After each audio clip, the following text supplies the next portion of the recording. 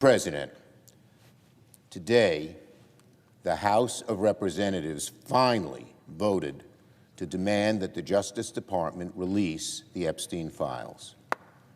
The American people have waited a very long time for this. The margin in the House was overwhelming. In fact, every single member of Congress except one voted yes. And that now brings the focus to the United States Senate.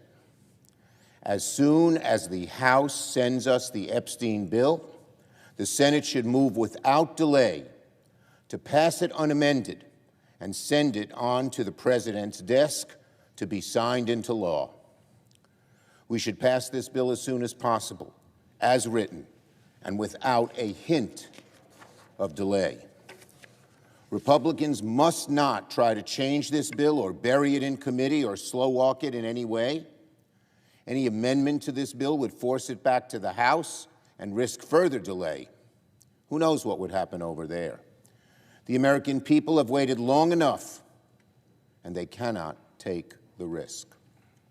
We have an opportunity to get this bill done today and have it on the President's desk to be signed into law tonight. We should seize that opportunity. That is why, later today, I will ask unanimous consent for the Senate to hold a vote to pass the House Epstein bill.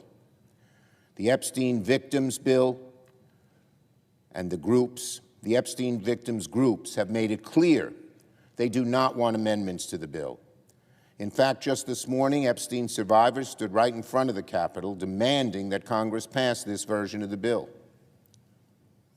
The House has now spoken in an overwhelming fashion, and Senate Republicans must step up.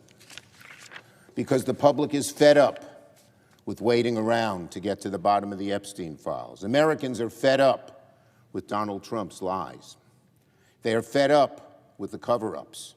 And they are fed up with Republican leaders who keep siding with Donald Trump instead of siding with the American people who demand transparency when it comes to Jeffrey Epstein. There is only one right answer for the Senate: pass this bill as written today. And let me say something else.